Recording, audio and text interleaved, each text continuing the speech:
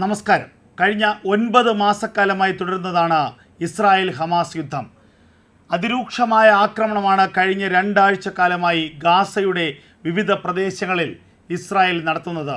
അതേസമയം ഗാസയെ അടിച്ചമർത്താനുള്ള ഇസ്രായേലിൻ്റെ ശ്രമങ്ങൾക്ക് തിരിച്ചടിയായി ഹിസ്ബുള്ളയിൽ നിന്നും ഹൂതികളിൽ നിന്നുമുള്ള തിരിച്ചടി ഇസ്രായേലിനുണ്ടാകുന്നു എന്നുള്ള വിവരങ്ങളാണ് പുറത്തു വരുന്നത്. ഏറ്റവും പ്രധാനമായി പശ്ചിമേഷ്യയിൽ നിന്ന് ലഭിക്കുന്ന വിവരങ്ങൾ അടിസ്ഥാനമാക്കിയാണെങ്കിൽ ഹൂതികളുടെ കനത്ത ആക്രമണം ടെൽ അവീവിലേക്കുണ്ടായിരിക്കുന്നു. ഇസ്രായേലിലെ ഏറ്റവും പ്രധാനപ്പെട്ട രണ്ടാമത്തെ നഗരമായ ടെൽ അവീവിലേക്ക് ഹൂതികളുടെ ഡ്രോൺ ആക്രമണം ഉണ്ടായിരിക്കുന്നു. കനത്ത ഡ്രോൺ ആക്രമണത്തിൽ ഒരു ഇസ്രായേലി പൗരൻ കൊല്ലപ്പെടുകയും നിരവധി പേർക്ക് 10-15 പേർക്ക് പരിക്കേൽക്കുകയും ചെയ്തതായുള്ള വിവരങ്ങളാണ് ഇപ്പോൾ പുറത്തേക്ക് വരുന്നത്. അതായത് ഇസ്രായേലിൻ്റെ അയൺ ഡോം സംവിധാനത്തെ, ഇസ്രായേലിൻ്റെ കവചിത സുരക്ഷാ സംവിധാനത്തെയൊക്കെ മറികടന്നുകൊണ്ട് ഇസ്രായേലിനുള്ളിലേക്ക് കടന്നു കയറി ആക്രമിക്കുകയാണ് ഹൂതികളെന്ന തീവ്രവാദ സംഘടന. ഇസ്ലാമിക തീവ്രവാദ സംഘടനയാണ് ഹൂതികൾ. ചെങ്കടലിൽ അശാന്തി സൃഷ്ടിച്ചുകൊണ്ട് നേരത്തെ തന്നെ മാധ്യമ ശ്രദ്ധ നേടിയ സംഘടനയാണ് ഹൂതികൾ. ഇറാൻ്റെ സാമ്പത്തികവും ഇറാൻ്റെ സൈനിക സഹായത്തോടെ പ്രവർത്തിക്കുന്ന സംഘടനയാണ് ഹൂതികൾ. ആ ഹൂതികളുടെ ഡ്രോൺ ആക്രമണമാണ് കഴിഞ്ഞ ദിവസം ഇസ്രായേലിലേക്ക് ഉണ്ടായതെന്ന വിവരമാണ് പുറത്തു വരുന്നത്. പെരുമ കേട്ടതാണ് ഇസ്രായേലിൻ്റെ അയൺ ഡോം സംവിധാനം. അതായത് ഇസ്രായേലിൻ്റെ ഭൗമാതിർത്തിക്കുള്ളിലേക്ക് ഒരു ആയുധത്തെയും കടന്നു ചെല്ലാൻ അനുവദിക്കാത്ത തരത്തിലുള്ള സാങ്കേതിക സംവിധാനം. ഇസ്രായേലിനുള്ളിലേക്ക് തൊടുത്തുവിടുന്ന എല്ലാ റോക്കറ്റുകളെയും എല്ലാ ബോംബുകളെയും നിർവീര്യമാക്കുകയും അതിൻ്റെ ഉറവിടത്തിലേക്ക് തിരികെ റോക്കറ്റ് അയച്ചുകൊണ്ട് ആ ഉറവിടത്തെ തകർക്കുകയും ചെയ്യുക എന്നുള്ള വമ്പൻ സാങ്കേതിക വിദ്യയാണ് അയൺ ഡോം സംവിധാനം. ആ അയൺ ഡോം സംവിധാനത്തെ പോലും നിർവീര്യമാക്കിക്കൊണ്ടുള്ള വമ്പൻ ആക്രമണമാണ് കഴിഞ്ഞ ദിവസം ഹൂതികളുടെ ഭാഗത്തു നിന്നുണ്ടായിരുന്ന വിവരമാണ് പുറത്തു വരുന്നത്. അക്ഷരാർത്ഥത്തിൽ ഇസ്രായേലിനെ പോലും ഞെട്ടിച്ച ആക്രമണമാണ് ഉണ്ടായെന്ന വിവരങ്ങളാണ് പുറത്തു വരുന്നത്. യമനിൽ നിന്ന് വിക്ഷേപിച്ച ഡ്രോൺ ഇസ്രായേലിലെ രണ്ടാമത്തെ വലിയ നഗരമായ ടെൽ അവീവിനെ മാത്രമല്ല പ്രകമ്പനം കൊള്ളിച്ചത്, പ്രതിരോധ സംവിധാനങ്ങളുടെ അടിത്തറയിളക്കുന്ന ആക്രമണം കൂടിയായിരുന്നു അത്. ടെൽ അവീവിലുണ്ടായ ഡ്രോൺ ആക്രമണത്തിൽ ഒരാൾ കൊല്ലപ്പെടുകയും 10ഓളം പേർക്ക് പരിക്കേൽക്കുകയും ചെയ്തു എന്നുള്ള വിവരങ്ങളാണ് പ്രാഥമികമായി പുറത്തു വരുന്നത്. ആധുനിക സാങ്കേതിക വിദ്യ ഉപയോഗിച്ചുകൊണ്ട്, ഏറ്റവും അത്യാധുനികമായ ഡ്രോൺ ഉപയോഗിച്ചുകൊണ്ടുള്ള ആക്രമണമാണ് ഹൂതികൾ കഴിഞ്ഞ ദിവസം ഇസ്രായേലിൽ നടത്തിയത്. യഫ എന്നാണ് ഈ ഡ്രോണുകൾക്ക് നൽകിയിരിക്കുന്ന പേര്. പഴയൊരു പാലസ്തീൻ നഗരത്തിൻ്റെ പേരാണ്. അതായത് ഇസ്രായേൽ ഹമാസ് യുദ്ധത്തിൽ ഹമാസിനെ പിന്തുണച്ചുകൊണ്ട് തുടക്കം മുതൽ രംഗത്ത് വന്ന 2 ഇസ്ലാമിക ഭീകരവാദ സംഘടനകളാണ്. ഒന്ന് ഹിസ്ബുള്ളയും മറ്റൊന്ന് ഹൂതികളും. ഹിസ്ബുള്ള ലെബനനിൽ നിന്നാണ് ഇസ്രായേലിനെ ആക്രമിക്കുന്നതെങ്കിൽ യമൻ കേന്ദ്രീകരിച്ച് പ്രവർത്തിക്കുന്ന ഒരു തീവ്രവാദ സംഘടനയാണ് ഹൂതികൾ. ഹൂതികൾക്ക് സാമ്പത്തികമായും സൈനികമായും സഹായം നൽകുന്നത് ഇറാനാണ്.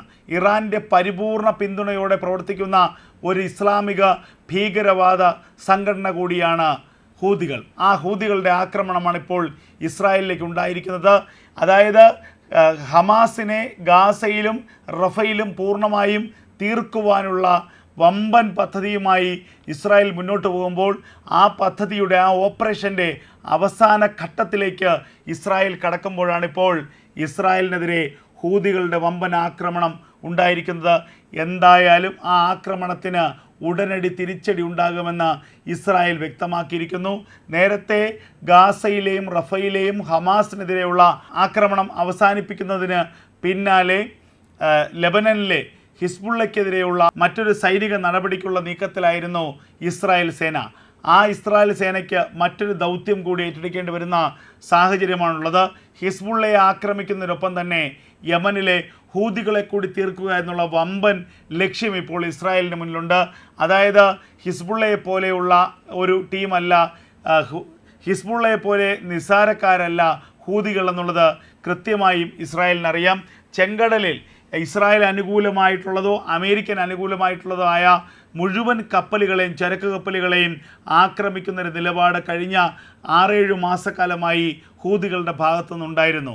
ഇസ്രായേൽ അനുകൂലമായ ആ കപ്പലുകളെ ആക്രമിച്ച് മുക്കുക, അമേരിക്കയുടെയും ബ്രിട്ടൻ്റെയും ബന്ധമുള്ള കപ്പലുകളെ ആക്രമിച്ച് മുക്കുക, അല്ലെങ്കിൽ ആ കപ്പലുകളെ ആക്രമിച്ച് പിടിച്ചെടുക്കുക എന്നതായിരുന്നു ഹൂതികളുടെ കഴിഞ്ഞ 6-7 മാസക്കാലത്തെ ചെങ്കടലിലെ വിനോദം.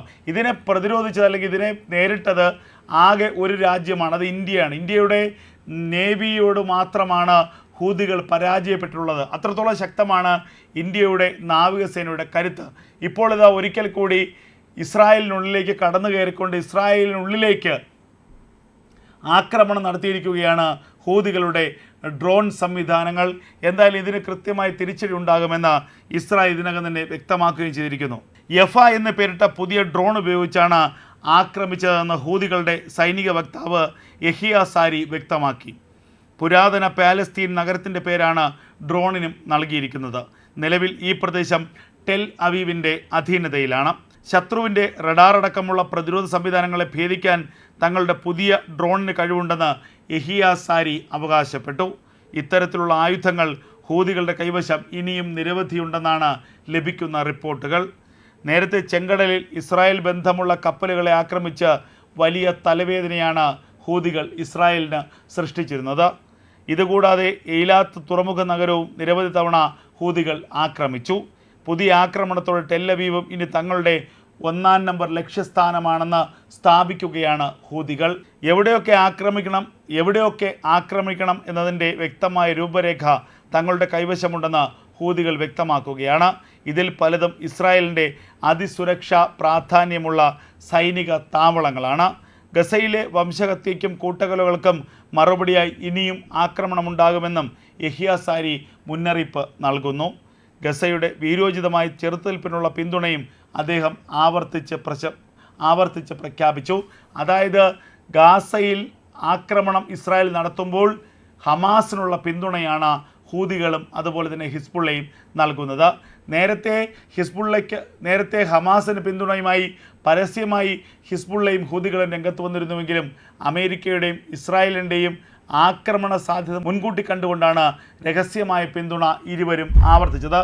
എന്നാൽ ഇപ്പോൾ ഹമാസിൻ്റെ അന്ത്യം ഏറെക്കുറെ അടുത്ത ഘട്ടത്തിൽ ഇസ്രായേൽ സേനയ്ക്ക് പരമാവധി നാശനഷ്ടങ്ങൾ ഉണ്ടാക്കുക എന്നൊരു ലക്ഷ്യത്തോടു കൂടിയാണ് ഇപ്പോൾ ഹൂതികൾ മുന്നോട്ട് പോകുന്നത്.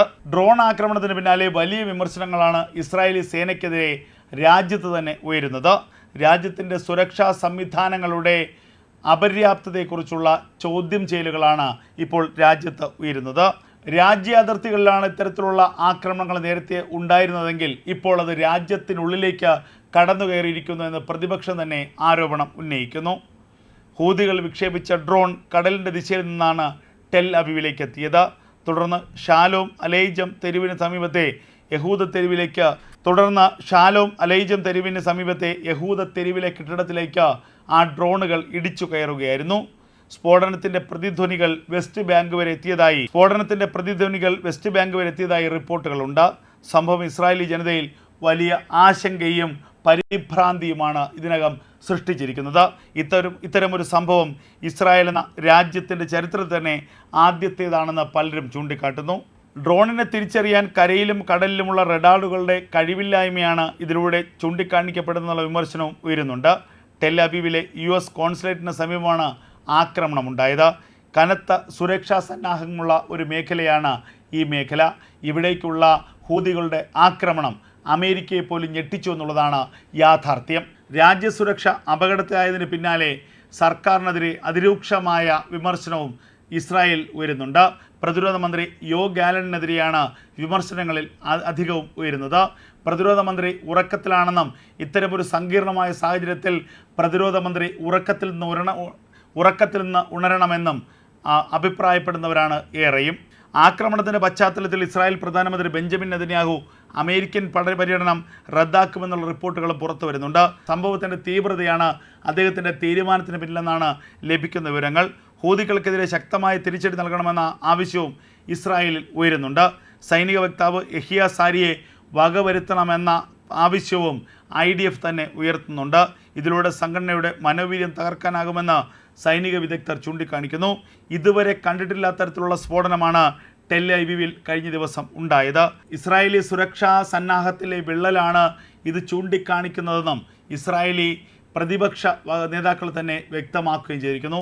എന്തായാലും ഹമാസിനെതിരെയുള്ള ആക്രമണം ഇസ്രായേൽ അതിരൂക്ഷമാക്കി തുടരുമ്പോഴാണ് ഇപ്പോൾ ഇസ്രായേലിനെതിരെയുള്ള തിരിച്ചടി ഹൂതികളുടെ ഭാഗത്തുനിന്നുണ്ടായിരിക്കുന്നത്. ഹിസ്ബുള്ളയും ഹൂതികളെയും ഒരുപോലെ നേരിടാനുള്ള സാഹചര്യമാണ് ഇപ്പോൾ ഇസ്രായേൽ സേനയ്ക്ക് മുന്നിൽ ഉണ്ടായിരിക്കുന്നത്.